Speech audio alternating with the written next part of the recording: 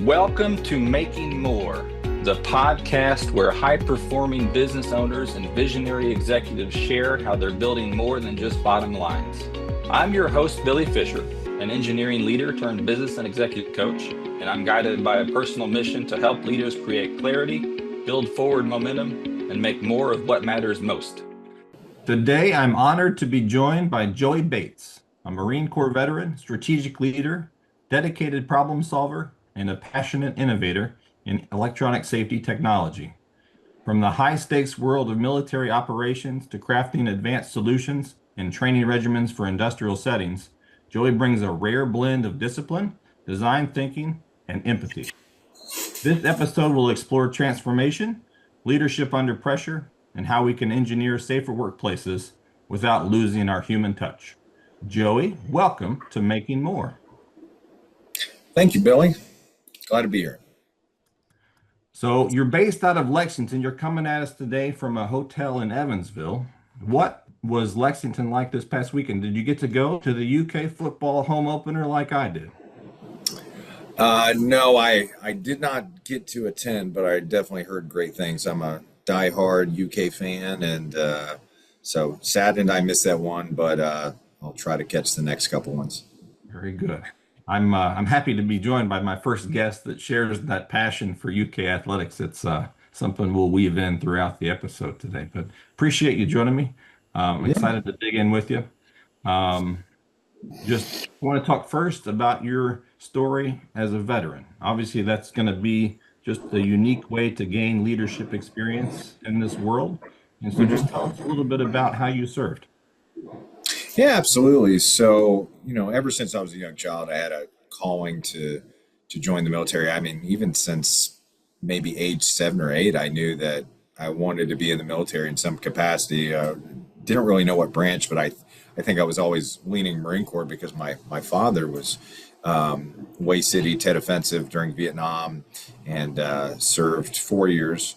And so I had a calling to join it. Then after 9/11, I definitely had a calling to join. And because of that, I graduated a year early. I graduated in 2004. I was supposed to graduate in 2005.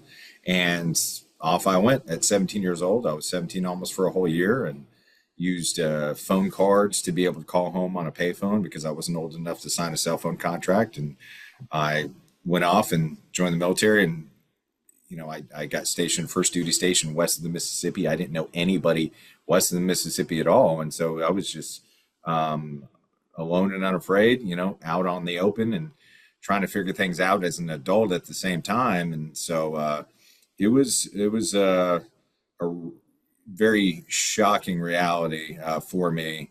But thankfully I was raised to pretty much think on my feet, and it was a great brotherhood. It was exactly what I hoped it would be, and exactly what my dad had told me about. And the Marine Corps didn't promise me a garden of roses, but that's fine. So you didn't need a garden of roses. What was your father's background? He served in the military as well then? Correct. Yep. He was in 1968 to 1972 and did 2 tours of Vietnam. And then after he got out, he worked on the railroad for a while, and then he managed movie theaters my entire life. So I actually traveled a lot. And so people ask, well, what's your dad in the military? And I'll say, well, actually he was, but that's not why we traveled. We traveled because he was managing movie theaters. So I got to, always got to go to work with dad and help around the movie theater and help manage the operations of things. And so that kind of sparked my interest on the hospitality piece, but also the operations side. Very good. We have that in common. My dad was a Vietnam vet as well in the Air Force. Retired as a master sergeant, and I'm kind of like you as well. I wasn't a military brat because he was done with his military service by the time he was raising me and my little brother. So it's still just a unique story to have that, where that your parent was kind of setting you up for that life of service in that way. Yeah, absolutely. So how do you think service in the Marine Corps, whether it was during your time active duty or after you got out of the service, but how did that really shape and form your leadership style? Oh, it completely shaped everything I did. I mean, starting, so I joined a organization prior to the Marine Corps called Royal Rangers. So essentially, it's like a Christian Boy Scouts. And then I did JROTC in high school, and so that provided a little bit more structure. So between those two, and having very good mentors growing up, and my father, it kind of set me up for the Marine Corps.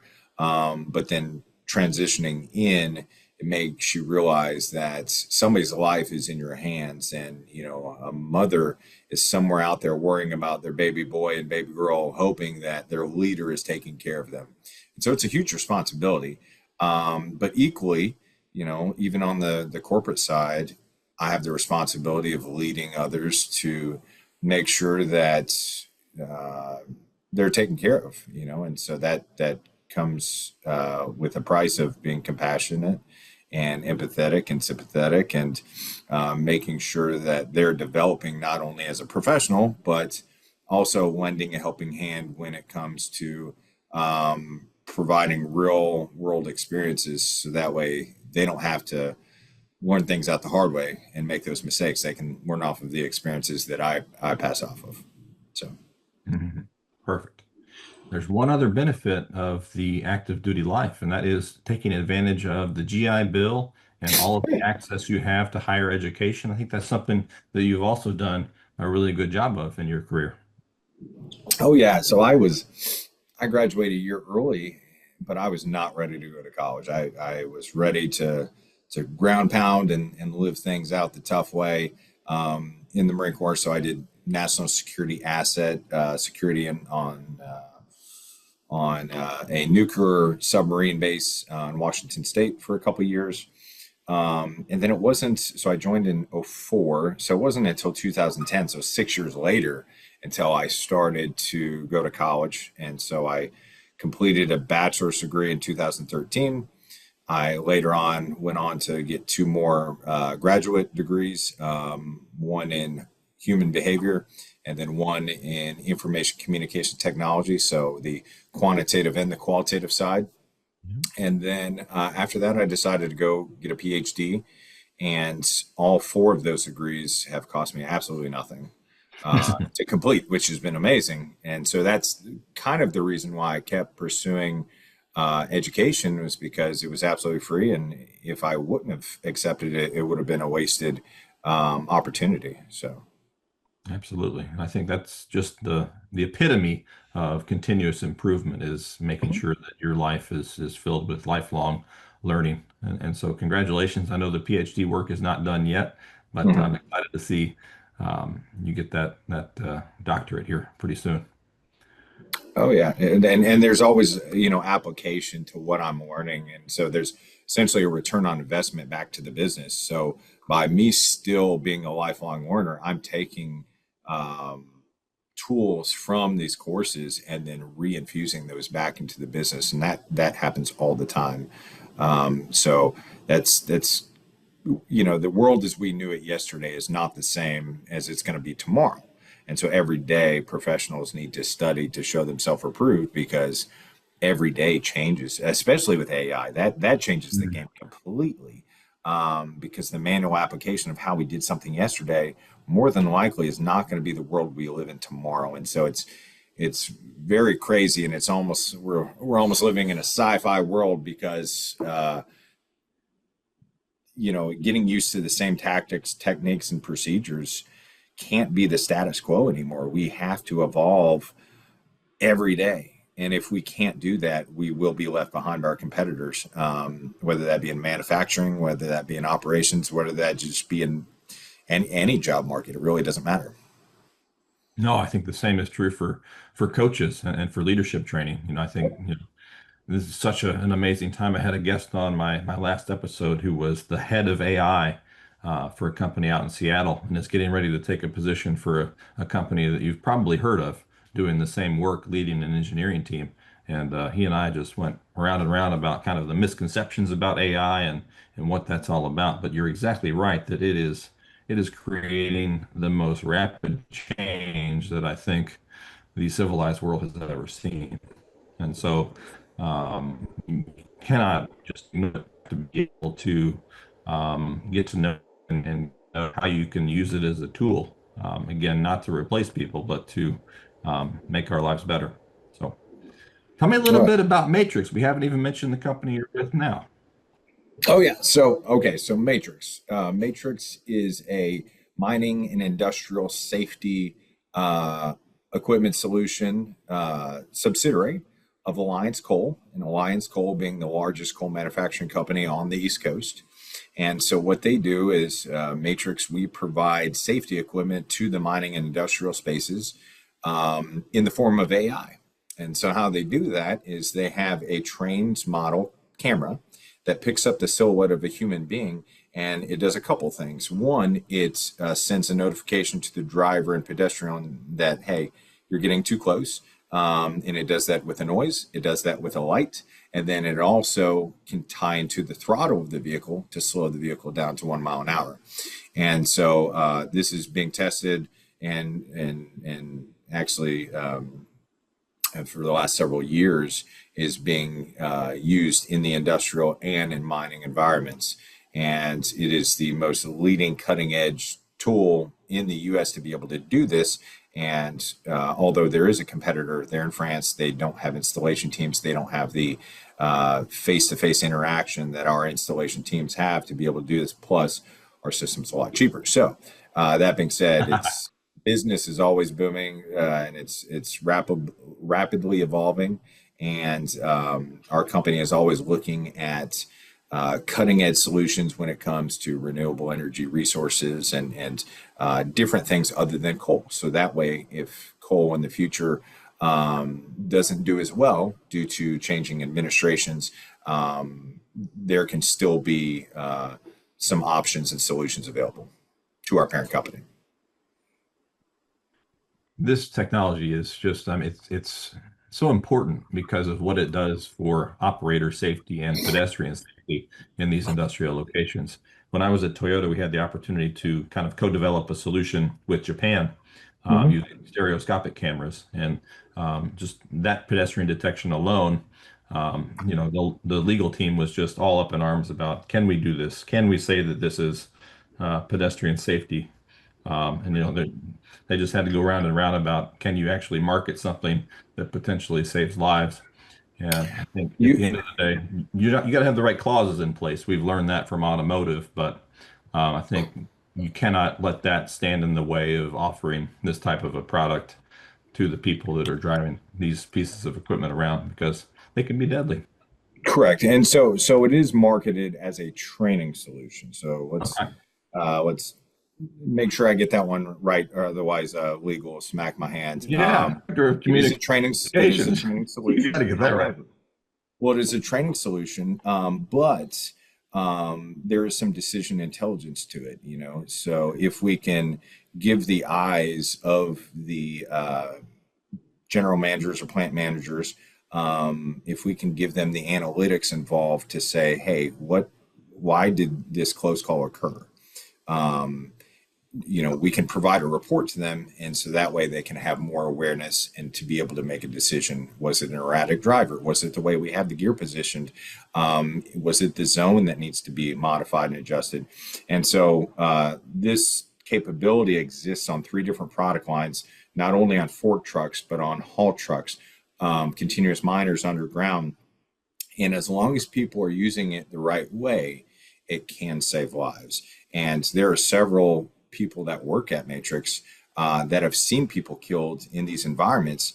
And they always say, I wish that this would have existed and been used in the environment when this person was killed, because possibly they could still be around to eat dinner with their family, at night. And so that's kind of the intrinsic motivation of what drives most people at Matrix is, can we decrease the amount of fatalities annually, and how much influence can we have in that? And that's the ultimate goal. Good. A good goal to have. I think another goal of yours is leadership training and developing more efficient teams. So, can you tell me about how you've developed leadership training, both in your previous careers and now here at Matrix? Absolutely. So I trained about 17,000 students between the years of 2014 and 2017. Then I've done little pockets of a couple hundred to 1,000 here or there in other organizations. I was trained basic instructor, senior instructor, master instructor, and curriculum developer. And so, because of that, I have a passion for process improvement. Process improvement occurs when you train on those things that you need work on. So, I'm a huge fan of observing lessons and learning a lesson, not just observing them and then repeating them. And so that feedback loop is very important, whether that be the implementation of a survey in order to learn lesson, whether that be a debrief or an after action review is what we like to call them in the military. Super important to make sure that we're evolving to those things that we need to improve, and then also sustaining those things that are working well. And if we don't communicate those, it's not effective. So anyway, so I am very involved on the training component with Matrix for the field installation team. And there's several different layers of training that I'm involved with on the leadership side that we're trying to kickstart. But it's kind of just second nature, and it's whatever I can do within the business to help departments plug up gaps, as well as make sure that we employ the Lean Six Sigma approach of decrease inefficiencies and then increase efficiencies. And also, you being from Toyota, the Kaizen approach. Oh, yes. So I'm a huge proponent of that as well. Kaizen works well when it is ingrained in the culture, and every individual within the organization embraces that and seeks to find improvement in everything they do. So I think that I got to live that for 12 years, and it sounds like you are living it right now. So thank you. Is there anything that you would sum it all up with to say that, like, this is my leadership philosophy, or this is my training philosophy? I think everything I do is to show others that I care. Whether you're a person of faith or whether you're not, I would say that the golden rule of treating others the way you want to be treated, and the greatest gift that it speaks about in the Bible, which is love. I try to make sure that I show people I care. And sometimes love is tough, and that means telling people the truth. And there's a way to do it to where you can tell people, hey, you're really good at this, and here's the areas you need to improve, but I have trust and confidence that you're such a good employee, you're really going to shine to the occasion, or rise to the occasion, and do this correctly. So my leadership philosophy is people don't care how much you know until they know how much you care.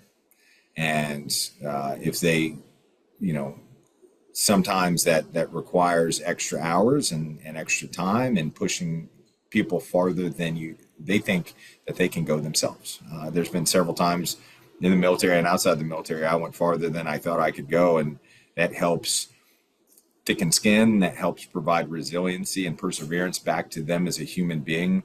And 20 years, they'll look back and say, wow, I'm so glad that he pushed me farther than I thought I could go.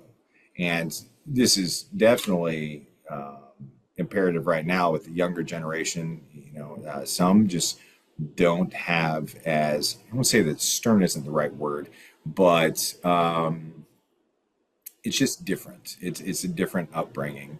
And not necessarily that it's softer. It's not what I would say that you and me grew up on. So how do you prepare somebody who's in their late teens, early 20s for the real world? And, I had absolutely nothing given to me, and I had to fight for everything I've ever received in life. And because of that, I try to give my kids a little bit more, just to give them a little bit more in life. But then it makes me wonder, am I disabling them by doing that because they didn't have to work as hard as me? And there's a quote, I can't think of it off the top of my head. It's hard times make weaker times make something, and anyway, so there's a cycle obviously that you don't want to repeat.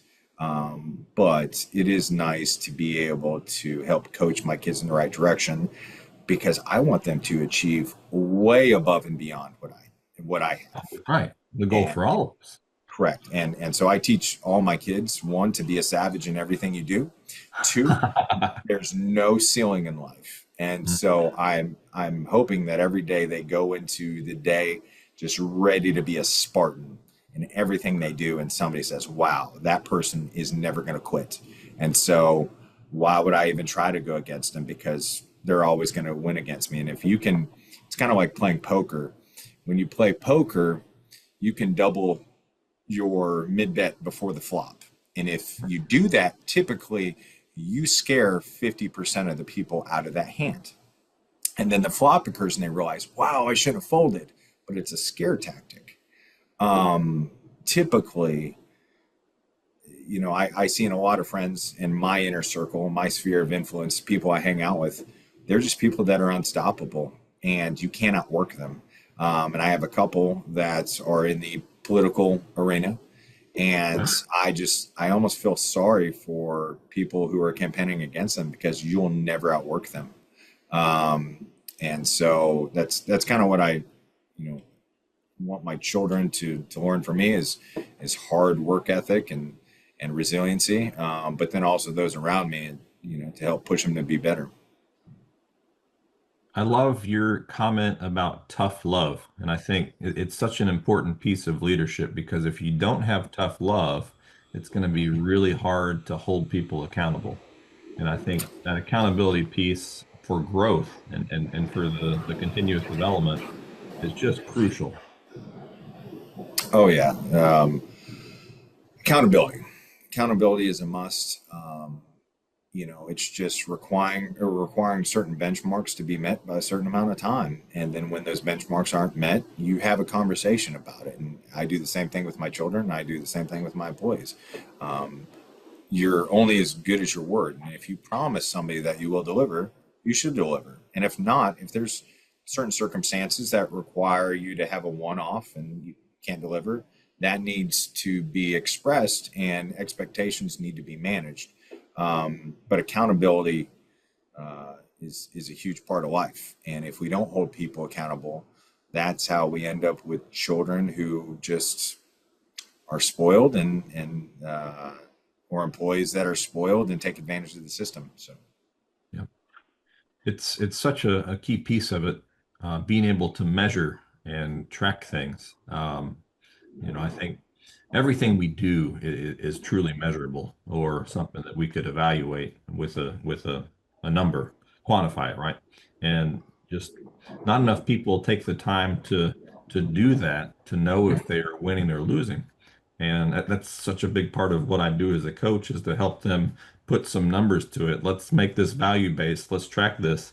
Let's see if you're going in the right direction even or not. well, and the great thing about that is if you have that mentality, you never lose because you're winning and you're learning. You're never losing because you're taking those areas of improvement, putting them in your pocket, Hmm. and then you're moving forward to say, well, I made this mistake, but I'm not going to make the mistake next time. You ever heard the saying, fool me once, shame on me, fool me twice, shame on, I can't remember what the saying is, Yeah, yeah, but but essentially, as long as there's continuous process improvement and you're learning something, you're never really losing. And so, as horrible as Bill Belichick's game was the other day with yeah. UNC, as long as they learn from that, they could still come back and do some damage. So yeah. He's I mean, by all accounts, a Hall of Fame, world-class coach.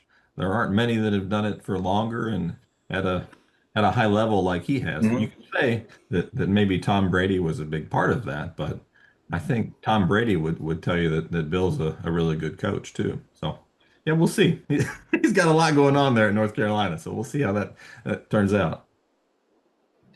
Yeah, somebody said that the gap between the score was about the as much as the gap between perhaps him and his significant other, and I was like, wow, Uh-huh.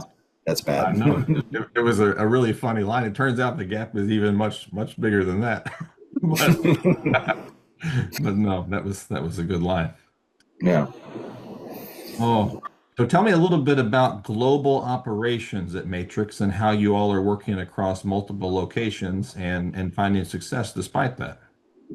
Absolutely. So this is why I am director of communication, and my goal is to always make sure that there's full transparency amongst all four campuses. So we have a campus in Evansville, Indiana, domestic campus. We have Lexington, Kentucky, and then we have one campus in Australia and one campus in South Africa. And so, four different time zones gets very challenging, but it actually just allows us to strengthen the communication model that much better to make sure that what we're communicating to one side, we're also communicating to the other equally, and allows us to work on that cross-functional relationship as well. And so it can be challenging because your earlier mornings are trying to catch South Africa team at night, and then your late evenings or afternoons are intended to be able to pull in the communications from the Australia team. But it makes it very diverse and a lot of different environments to help grow in, because some product lines are exceptional internationally and some product lines are a little bit more exceptional domestically. And so it creates a more diverse market. I love that. It always felt to me like at Toyota, it was such an advantage. We Mhm. had campuses in Europe and in Japan, obviously, and it just felt like if you played your cards right, you could multiply your efforts while you're sleeping overnight. The Oh team yeah, has received a handoff from you.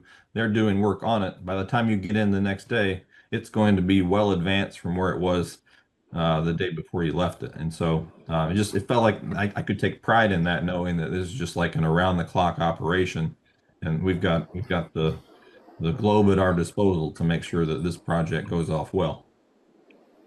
exactly. Well, and that also emphasizes why communication has to be clear, because if not, if the intent of a project is not extremely clear, then what could happen is they'll work around the clock to produce a thing, and they'll come back 12 hours later and just the exact opposite of what you thought you'd spoke of. And so it's we have some very talented international folks, and a lot of big brain people on the international side. And in South Africa in particular, we have a very robust, I would say about a third of our company is in South Africa, and most of them are analytics folks who work on an ERP system, Mhm. and help customers with that system. And so we've brought a couple of those people over from South Africa to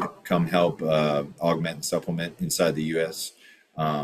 But we stay very involved, very involved. How did those locations get selected? Was it a pretty natural fit that South Africa and Australia became a part of the organization, or what led to that? I'm not 100% positive. I think there was just a relationship due to the nature of the equipment, um, with the early Matrix, if you will, late 2010, I would say. The relationship with the president at the time with um, actors in South Africa. I think perhaps they met at a trade show, in which Okay. is how the relationship formed. And then when they started that piece, there was a requirement for an international component, and then they ended up meeting somebody else on the international side at another trade show. So I think trade shows is what kind of helped develop the social capital that they needed to be able to begin those relationships. And it's only ever expanding. I mean, the business is starting to dabble a footprint in Chile in India and other areas of the globe. So it's expanding all the time. It's just if you expand too fast and become try to become experts at everything, you end up being masters of nothing. And so getting down to the core competencies and those good product lines that are uh, the top flagship product lines is essentially what the business is trying to be good at right now. A good lesson for listeners there. Never take for granted the relationships you can build at a trade show because they might just lead to an entire campus of an organization. Oh, 100%. I mean, I'm huge on networking and similar to how we met, it's you'll never know when a relationship can take you in a direction um, of growth that you never saw coming. So yeah, relations and networks are super important. For the team that you lead and the individuals on campus with you there in Lexington, uh, what are you seeing out of them as far as the yearning for their own leadership development or their own career path development? So with my team, what we do is we help develop, or I develop a roadmap for each of them to say, hey, within 6 months, you should be here. Within a year, you should be here. And so that started with onboarding. So, onboarding, I gave them a 30, 60, 90-day expectation list with benchmarks to be able to achieve. And then my golden rule is after 90 days, they should be telling me what they believe is the best way to improve the business because they were hired not so I can tell them what to do all the time. They were hired because they're creative thinkers and they should be saying, hey, from a 10,000-foot view, here's what I'm seeing. Here's what I recommend. And that is great because it allows them to feel like they have buy-in, allows them to be creative. It allows them to feel challenged as if they're always coming up with a good solution to the business. We don't implement everything they propose, but it allows them to have buy-in. And so having a roadmap for every employee is super important because it allows them to know that they're not remaining stagnant for a long period of time. And so whether that's a proposed bonus, a proposed um, move up in the company, if even if it's something as simple as a professional development course that they'd like to go to. And so I have one employee who recently I've sent her to two videographic schools lately to help professionally sharpen her editing skills on the video side. And so we thankfully were allowed to send her to this course, two of them, and it's really led her to believe that we care because we do, and two, there's a return on investment back to the business. So yeah, as long as people can feel challenged, but also as if they're being taken care of and their resume is being built, but they belong to a family, and not just a family. So I retract that statement. I have family members Yes. who are dead weight, Oh, who are not contributors to anything productive, and I think everybody has a couple of those somewhere hidden. So I think we want to be a team. We want to be a team who is constantly striving to be on the first string of the game every single day. And so if they're third string because they're a junior employee, that's fine because one day they'll be second string, one day they'll be first string, but they have to fight to be able to prove that they deserve to move up in that seat. And as long as they can do that, one day they will be the first string. And so I try to remind them of that one day you could be the COO, the CEO of the company. Just keep striving, keep trying. And so what does that roadmap look like to get you to that point? Let's talk about it. So it's a very fun work environment to be able to watch people move up in. yeah. And like you said, there's no right, but you're also investing in a person, investing in a career there, and I think they will ultimately realize that, and hopefully have a lot of gratitude because of it. But you're also like me. I'm a little bit like I stay away from referring to workplaces and organizations as families It's just I've never felt like that's exactly the right word, exactly the right way to describe a corporation. But team, someone with a coaching background and that loves sports, I think team is exactly the place that I go to when I try and describe what I'm trying to build and what we're trying to operate as. Oh yeah. All right. Well, Joey, we've come to the moment in the podcast where I get to ask you the tagline question. At this point in your career and your life, what are you most focused on making more of? Okay, so when I originally thought about this, my response was completely different to what I think about this question now. Okay. So, um, originally, I would say making more time, um, because you can always make more money. You can't make more time with your loved ones, more time to be successful. However, after thinking about it, I would restructure that to say, I'm always trying to provide more value, whether that be more value of myself back to my family, more value of who, of how I interact with people throughout my community, um, and then to my workspace. I'm essentially getting paid to think, um, and not only in the school setting but in the work setting. And if I can't provide value back to the business and back to school, then it's kind of no point of me being there. And so I think that's what we're measured on, and that's what we're in several different capacities is our value that we provide back to society, to community, to our families, to our workplace. It really doesn't matter. It all revolves around value, and that's a combination of education, experience, philosophy, work ethic. There's several different components that build that value, and several different variables. But I think that's ultimately what it all boils down to: is what is your price tag on value, and what are you worth? And that's sometimes doesn't have a dollar sign behind it, um, depending on the environment. So.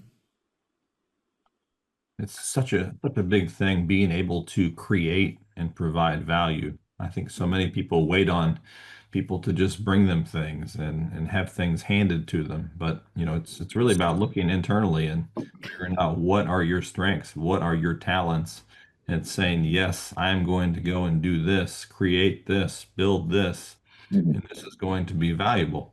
And again, it's not always that someone's going to pay you for that value, but I think Correct. it's about what can you give, what can you um, there's another adage we can talk about and try and dial in that quote, but giving is better than receiving, I think is Mhm. what it boils down to. And giving value is such a joy. Yeah, and so I belong to several different volunteer groups. So I volunteer a lot of time with a lot of different organizations, between my daughter's Future Business Leaders of America club, between church, between being a reserve sheriff's deputy, where I get called up every once in a while for, um, advisory council of Browning Associates. And value also leads back to legacy. What legacy am I leaving? Am I leaving a legacy to say it's important to volunteer? It's important to help people who are hard on their luck, and help push them in the right direction. And so, what kind of legacy am I leaving? Am I leaving a legacy of perseverance and resiliency, or am I leaving a legacy of getting things handed to me, or just being a deadbeat dad, being a deadbeat employee? And so, excellence. It's almost like Denzel Washington said in Remember the Titans. Excellence in everything you do. And Yes. so that's what allows me to sleep at night, is knowing that no matter what happened, I did my absolute best every single day, not only by my family, not only by my community, but also in my work environment. And I'm not just there sitting around from 9 to 5, 8 to 5, punching the minutes away. No, it's what I do in that space, in that time, that makes a difference. And unfortunately, this is what's going to make me a pain in the butt employee, because I can't settle with mediocrity, and I'm constantly poking, what's next? What's next? How can we move farther down the field, to influence change and be effective? Because if I can't be effective in my work environment, my community environment, then there's no point in being involved. And so, and it all boils down to legacy. It sounds like that makes you the exact kind of employee that leaders would want. Yes, yes. It's just sometimes change management is it's different than the military. In the military, it happens very quickly and overnight. Like you can make a decision, boom, you're off to the races. In a corporate setting, it's kind of like a ship. It takes a little bit, longer to turn, because if you turn it too fast, you'll flip the boat. And so it has to be done very smoothly and methodically, which is okay. And I'm learning that. I've been conditioned over the last 3 years, after transitioning out of the military, to understand that now. Joey, where can our guests find out more about you or more about Matrix? Absolutely. So Matrix, if you just Google Matrix Team, you should be able to get dialed on the website. There is a new website coming up here in the next couple of weeks. As far as myself, I would love for anybody watching this to stay connected with me on LinkedIn. It's probably the easiest way. So if you search Joseph, Joey in parentheses, last name Bates, that should be the easiest way to find me. And then I'm hoping, Billy, you can just include my LinkedIn URL on this podcast within the comments. You can put it in the show notes. Absolutely. That would be great. Yeah, I would love for anybody and everybody to stay connected, because together we can expand the network of professionals and influence. And it's the resources that everybody has professionally and personally is all about network, 100%. And if you help somebody out, even just pointing them in the right direction and giving them advice, there's always a sense of reciprocity. And networking, I've made so many friends on LinkedIn just from casual conversations and just finding out what they do professionally and seeing how we can help each other out. Joey, it's been a pleasure to have you on Making More today. Thank you so much for your time, and give our best to Mr. Joe Kraft. Will do. Thank you, sir. I appreciate it. Thanks for listening to Making More. If today's conversation sparked something in you, let's connect. You can find me on LinkedIn and Threads at Coach Fisher FPT, or by visiting billyfisher.focalpointcoaching.com to learn more about how I help leaders create clarity, build momentum, and make more of what matters. This recording is copyrighted by Engineered Consulting Incorporated. Until next time, take care.